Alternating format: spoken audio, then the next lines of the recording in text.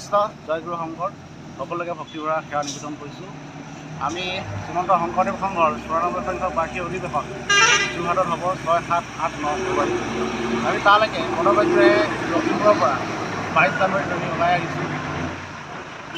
আজি আহি আমাৰ 10 নম্বৰ দিন। আমি আৰু দুদিনমান পিছতে হয়তো 4 দিনমান পিছতে আমি যোৰহাট পামগৈ। সকলোকে ভক্তিভৰা সেৱা নিবেদন কৰিছোঁ আৰু আমাৰ শ্ৰীমন্ত শংকৰদেৱ সংঘৰ 94 সংখ্যক বাৰ্ষিক অধিৱেশনলৈ প্ৰত্যেক আই বাবৰ শ্ৰী চৰণৰ আমি সহস্ৰ প্ৰতিবাদ পৰিপাত জনাইছোঁ যে সকলোৱে আহি আমাৰ এই শ্ৰীমন্ত শংকৰদেৱ সংঘৰ 94 বাৰ্ষিক অধিৱেশন সাফল্যমণ্ডিত কৰক আৰু সকলোকে আমি লগ পোৱা আশাৰে আমি আপোনালোকৰ শ্ৰী চৰণৰ সহস্ৰ প্ৰতিবাদ পৰিপাত জনাইছোঁ। ৰাইজলৈ কি আপুনি লাগে?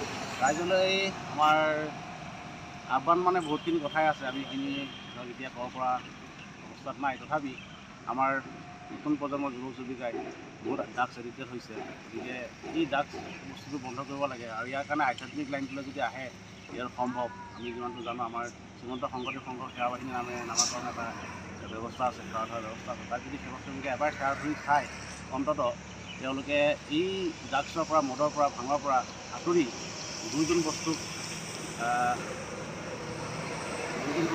কৃপা লৈ তেওঁলোকে আগবাঢ়ি যাব।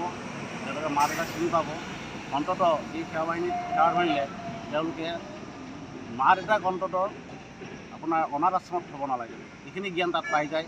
আমি যিমানখিনি জানো আমাৰ শ্ৰীমন্ত শংকৰদেৱ সংঘৰ সেৱা বাহিনীসকলে এই কামখিনি কৰি আহিছে আৰু ৰাইজলৈ আমি আৰু বহুতখিনি কথাই আছে ক'বলগীয়া। আমি এতিয়া এইখিনি ইমানখিনি ইয়াত নকওঁ, যিটো আধ্যাত্মিক লাইনত আমি আগবাঢ়ি আহিছোঁ। আমাৰ 6, 7, 8 তাৰিখে আমাৰ অনুষ্ঠান হ'ব। গতিকে সকলোকে আমি সেৱা ধৰিছোঁ যাতে সকলোৱে আহে, জাতি ধৰ্ম নিৰ্বিশেষে সকলোৱে আহি পিনি আমাৰ শ্ৰীমন্ত শংকৰদেৱ সংঘৰ 94 সংখ্যক বাৰ্ষিক অধিৱেশনখন সাফল্যমণ্ডিত কৰে।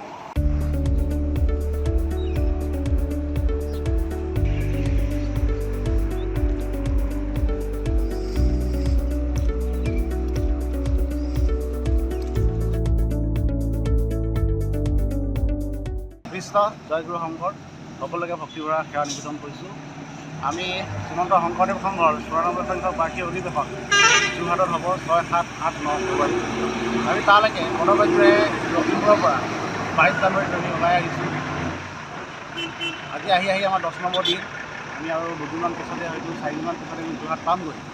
সকলোকে ভক্তিভৰা সেৱা নিবেদন কৰিছোঁ আৰু আমাৰ শ্ৰীমন্ত শংকৰদেৱ সংঘৰ 94 সংখ্যক বাৰ্ষিক অধিৱেশনলৈ প্ৰত্যেক আই বাবৰ শ্ৰী চৰণৰ আমি সহস্ৰ প্ৰতিবাদ পৰিপাত জনাইছোঁ যে সকলোৱে আহি আমাৰ এই শ্ৰীমন্ত শংকৰদেৱ সংঘৰ 94 বাৰ্ষিক অধিৱেশন সাফল্যমণ্ডিত কৰক আৰু সকলোকে আমি লগ পোৱা আশাৰে আমি আপোনালোকৰ শ্ৰী চৰণৰ সহস্ৰ প্ৰতিবাদ পৰিপাত জনাইছোঁ।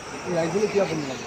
ৰাইজলৈ আমাৰ আহ্বান মানে বহুতখিনি কথাই আছে, আমি এইখিনি ধৰক এতিয়া ক'ব পৰা অৱস্থাত নাই। তথাপি আমাৰ নতুন প্ৰজন্মৰ যুৱক যুৱতীকাই বহুত ড্ৰাগছ এডিক্টেড হৈছে। গতিকে এই ড্ৰাগছ বস্তুটো বন্ধ কৰিব লাগে আৰু ইয়াৰ কাৰণে আধ্যাত্মিক লাইনটোলৈ যদি আহে ইয়াৰ সম্ভৱ। আমি যিমানটো জানো আমাৰ শ্ৰীমন্ত শংকৰদেৱ সংঘৰ সেৱা বাহিনী নামে নামাকৰণ এটা ব্যৱস্থা আছে, সেৱা ধৰাৰ ব্যৱস্থা আছে। তাত যদি সেৱা শ্ৰমিকে এবাৰ সেৱা ধৰি খায় অন্ততঃ তেওঁলোকে এই ড্ৰাগছৰ পৰা, মদৰ পৰা, ভাঙৰ পৰা আঁতৰি দুয়োজন বস্তুৰ কৃপা লৈ তেওঁলোকে আগবাঢ়ি যাব। তেওঁলোকে মা দেউতাক চিনি পাব। অন্ততঃ এই সেৱা বাহিনীত সেৱা ধৰিলে তেওঁলোকে মা দেউতাক অন্ততঃ আপোনাৰ অনাথ আশ্ৰমত থ'ব নালাগে, এইখিনি জ্ঞান তাত পাই যায়। আমি যিমানখিনি জানো আমাৰ শ্ৰীমন্ত শংকৰদেৱ সংঘৰ সেৱা বাহিনীসকলে এই কামখিনি কৰি আহিছে আৰু ৰাইজলৈ আমি আৰু বহুতখিনি কথাই আছে ক'বলগীয়া। আমি এতিয়া এইখিনি ইমানখিনি ইয়াত নকওঁ, যিটো আধ্যাত্মিক লাইনত আমি আগবাঢ়ি আহিছোঁ। আমাৰ 6, 7, 8 তাৰিখে আমাৰ অনুষ্ঠান হ'ব। গতিকে সকলোকে আমি সেৱা ধৰিছোঁ যাতে সকলোৱে আহে, জাতি ধৰ্ম নিৰ্বিশেষে সকলোৱে আহি পিনি আমাৰ শ্ৰীমন্ত শংকৰদেৱ সংঘৰ 94 সংখ্যক বাৰ্ষিক অধিৱেশনখন সাফল্যমণ্ডিত কৰে।